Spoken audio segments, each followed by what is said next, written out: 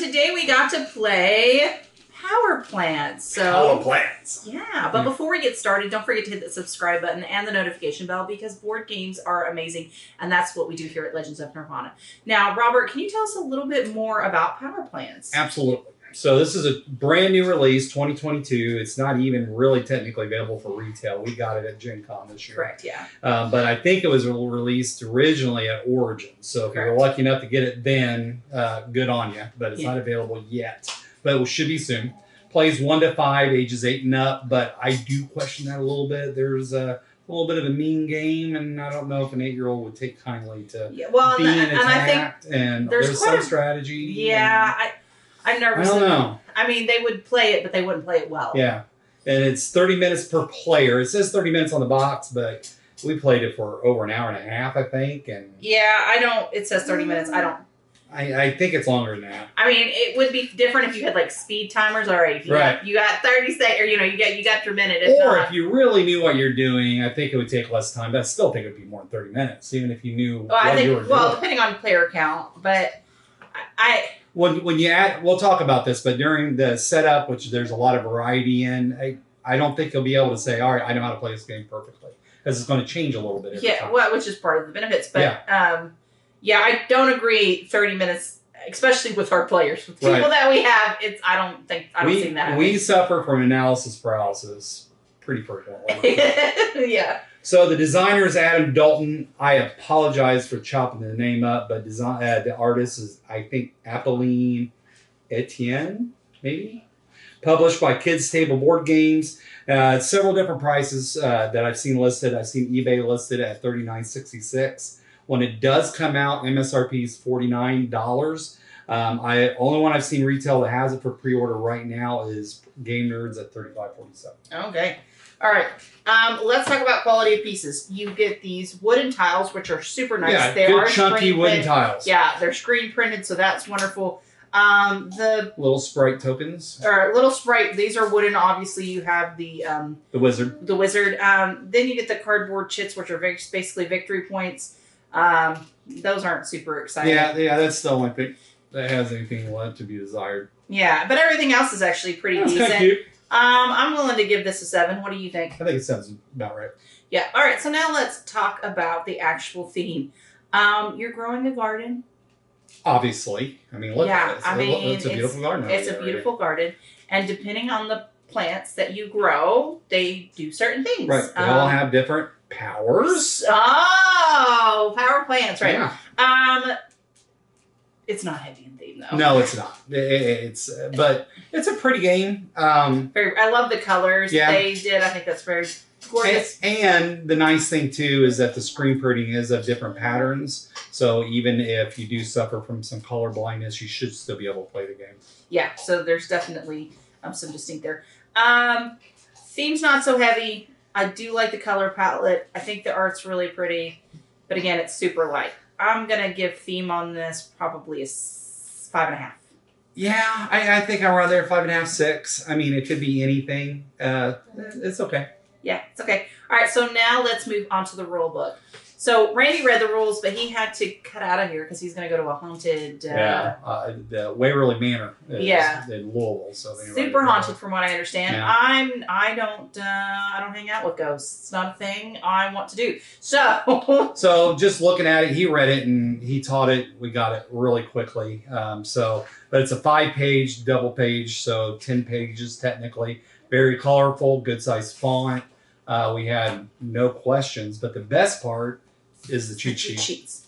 And Miranda, let's talk about cheat sheets. So, what do you think? So, absolutely love it because basically the tiles, you can choose either side to what the tiles do. So there is some player variability there, and you get it for both. So you just have to flip the right side. But on the bottom, the swipe port, one is the actual turn taking of the gameplay, and the other side is the actual scoring mechanism. It's all right here. Mm-hmm. I didn't listen to the rules. I came in and I jumped in and I just followed this thing, which turned out very rural. The only thing that maybe it may be on here.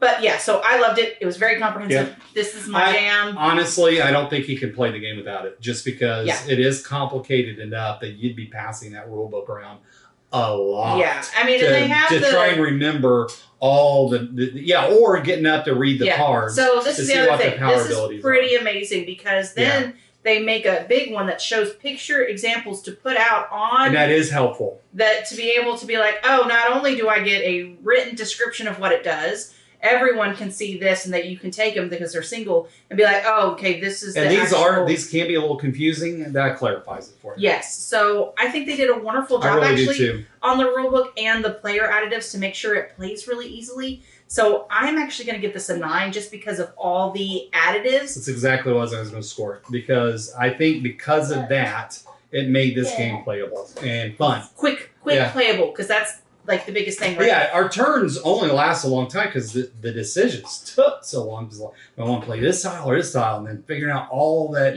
is connected to that decision. But the actual mechanisms are very quick. Yeah, so I mean, at the end of the day, and that's what we'll talk about gameplay here in a minute. All right, now let's actually go to gameplay. All right, so basically what ends up happening is everyone starts out with 2 tiles. It's randomly drawn from a bag. So you start out with 2 tiles. And first, let me clarify. So when you do setup, there's actually, you take out 3 different types of flowers. So setup is very variable. Not only do you get different random sets of flowers, but as Miranda mentioned, there's also different, you got it like an A or a B set of powers. So then you can choose which powers you want to use. So there's a lot of variety to the game. But then, go ahead. All right. So basically at the start of my turn, the board at starting is only like 3 or 4 petals. Yeah, there's one of each, and there's numbers on them. And the only thing the numbers are do is for tie breaking. And so based off the number of players, it will determine which number, but that's it. Yeah. All right. So basically I have 2 options in front of me. So, and it's actually 2, but you actually have 4 options, right? Yeah. So there's a couple of things to go in. You can choose the sprout power, which is basically you get the special ability of the tile itself, okay? So it's typically stronger than what they call the grow powers, but you only get the one single tile. So it's pretty powerful for this. Or you can decide to do the grow. So yes, I can place a red, but then I'm triggering everything adjacent, not the red tile itself. I'd be triggering the blue, the green, or the black. Now, the other option, of course, is to do the same thing with the blue. I could trigger just the blue, or I can trigger the ones that I'm going to be placing it next to. Now, the other piece of it is that it's also slightly an area control game, okay? You don't see it here. We actually had a bunch of sprites everywhere to kind of, as they grow, right? So you've got to keep that in mind. So you may want to go, okay, blue next to a blue, because I'm increasing the patch size, which increases the victory points it's worth if I have major control or second major control of the game. So just keeping that in mind. So you kind of almost, so there's a couple of things going on when you take in these considerations. I mean, that's pretty much it, guys. Everyone takes their turn. You draw another one out of the bag. You have 2 at every round. And then when the bag is emptied, everyone gets 1 final round, and that's it, right? So when you're down to your last tile, that's the end of the game. But the thing is, okay, not only am I having to figure out sprout or grow, which tile to place, where to place it, because it matters on, do I want the patch bigger or smaller? Or do I want to do the other abilities? I mean, it may not help me point-wise, but the other 3 tiles that it touches may be really beneficial for what I'm trying to do other side of the map or stuff like that. Yeah, exactly. So there's a lot going on. Now, I did say the blue one, this particular blue one here, one of the key things is once you have a tile that is locked in, you typically can't change it. Right. Not as far as the sprites, but the actual locations. And they define that as if you can slide it in. If you can slide it in, it's placeable. But if there's something around it where you can't slide it in, it's locked. Yeah, basically 4 or less is unlockable. So that's surrounding it. Once you have 5 surrounding it, it's pretty much locked in. But the key thing with that is so just kind of keeping that in mind as you place, okay, maybe I do want to lock in my piece, what I've got going on, so then I'm going to put stuff around it just to lock it in better. But then I don't have the opportunity to grow my patch, right? So it's just a matter of trying to gauge what's the most beneficial for you. There's a lot going on in this game. I mean, you got stuff that adds lots of sprites, which could help you with area control. You got the blue that allows you to manipulate and move stuff around. You got red that can just add a whole bunch of sprites, but in a very small area. Yeah, then you got things that move. So the black like moves as your sprite. The purple gives you straight up victory points. So there's a lot going on. So yeah, there's straight victory points, but then you get also victory points by your area control. So overall, it's a simple game in the fact that, okay, I've got these choices, but it's so much more complex because the depth of the choice. The depth of the choice is pretty fantastic. Now, but this game changes quickly. Changes quickly, and it can be mean. It can be mean, and the powers are pretty strong, Mm-hmm. and therefore can manipulate the board and the game. It just changed it completely. Because like Randy ended up placing a tile and triggering 2 blues at least, and then he completely destroyed a major area that really ticked off Caleb. Yeah, well, and me too, because I was like either second or first on that one. You know, so it was and it took the rest of the game for them to kind of get that back. It really did, and then in the end, Andrew beat me out on it, so I should have just focused on something else, maybe. But I mean, that's a big part of the game is just those different decisions and what you focus on. And I focused on a couple areas and came way behind in third, even though I controlled a big chunk of the map. I just didn't score not very many points for it. Well, but then me, on the other hand, where I focused on just getting end-of-game victory points, like we just focused on getting those petals, and I had a few areas, but nothing major like Andrew. But Andrew had the area control, and he had a little bit of both. He had some on the board points, and he had quite a bit of second place and some first place, but quite a few second place area control, and he just eked out the win. Yeah, I think, so it kind of worked out well for him. And so there is a balancing act that you kind of have to focus on in trying to manipulate the board in the way you want and manipulate the sprites piece. So overall, though, let's talk about scoring. What are you thinking for score? I liked it a lot. I mean, it kind of reminds me of like a Vidal Lacerda game where, kind of easy to pick up, but man, every decision has so much weight behind it. But much more approachable than a Vital game for sure. I liked it. I think it's a solid 8.5. Oh wow, you really did like it. I did like it. I'm not sure I loved it as much as you, but I liked it too. Like, this is fine for me. It's very, I'm just sad that I don't have to like manage resources. I'm not a huge area control fan, so that's probably why. That's definitely probably part of it because you do not like area control.